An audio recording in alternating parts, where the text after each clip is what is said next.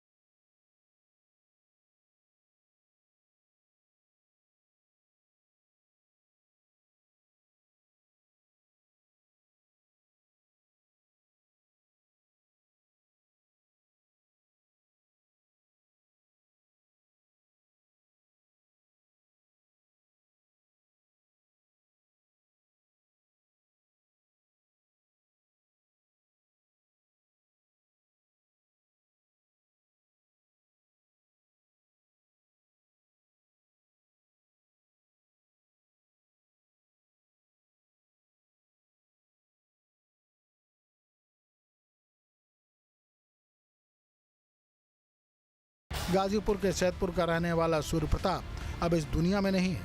जो से यहाँ के छात्रों से बात हुई है उससे ऐसा प्रतीत हो रहा है तत्कालिक रूप से कोई वाद विवाद हुआ उसको लेकर के ये घटना घटित हुई है। प्रधानाचार्य की भी बात आ रही है सर, कहा जा रहा है कि उनके सर पे गोली मारी गई है, ऐसा आरोप लगा रहे हैं छात्र यहाँ के। बच्चों जो छात्र हैं आक्रोशित हैं, उनके द्वारा यहाँ के जो प्रधानाचार्य हैं उनके ऊपर भी भिन्न भिन्न तरीके के आरोप लगाए जा रहे हैं। उनको कहा गया छात्रों को सभी बातों को लिख करके दे और हर बिंदु पर जांच कराई जाएगी। इस हत्याकांड ने कॉलेज की सुरक्षा व्यवस्था पर गंभीर सवाल खड़े कर दिए हैं। आखिर एक छात्र पिस्टल लेकर परिसर के भीतर कैसे दाखिल हुआ? पुलिस अब सीसीटीवी फुटेज खंगाल रही है और मंजीत की गिरफ्तारी के लिए टीमें रवाना कर दी गई हैं। फिलहाल पूरे कैंपस में तनाव का माहौल है और भारी पुलिस बल तैनात है। हालांकि पुलिस का ये कहना है कि 4 टीमें बनाई गई है आरोपियों को पकड़ने के लिए, क्योंकि आरोपी भी वाराणसी के ही रहने वाले हैं। वाराणसी के चांदमारी और टकटकपुर के रहने वाले बताए जा रहे हैं और पुलिस की टीम लगातार आरोपियों को पकड़ने के लिए दबिश दे रही है। छात्रों का कहना है कि वो तब तक यहाँ से नहीं हटेंगे तब तक आरोपी गिरफ्तार नहीं हो जाते और प्राचार्य को हटा नहीं दिया जाता। इस बात को लेकर के यूपी कॉलेज के आसपास भी इस समय तनाव व्याप्त है। आसपास की दुकानों को बंद कर दिया गया है और अभी कुछ देर पहले भी यहाँ पर एक बाइक थी, बताया गया कि ये आरोपी की बाइक है। जैसे ही छात्रों को ये बात पता चली, छात्र वहाँ पहुँचते हैं और उस बाइक को पूरी तरीके से तोड़ देते हैं। तो इस बात से अंदाज़ा लगा सकते हैं कि छात्र इस समय कितने गुस्से में हैं और इसे देखते हुए यहाँ पर भारी पुलिस बल को भी तैनात कर दिया गया है। वीडियो जर्नलिस्ट शिवम मिश्रा के साथ सुशांत मुखर्जी, न्यूज़ स्टेट, वाराणसी। आपके मोबाइल पर तुरंत आएगी ब्रेकिंग न्यूज। स्क्रीन पर सबसे पहले दिखेगी बड़ी खबर। देश दुनिया की हर खबर एक जगह। अब आपके मोबाइल पर तुरंत फटाफट इंस्टॉल कीजिए न्यूज़ नेशन ऐप और रखिए खुद को अपडेट।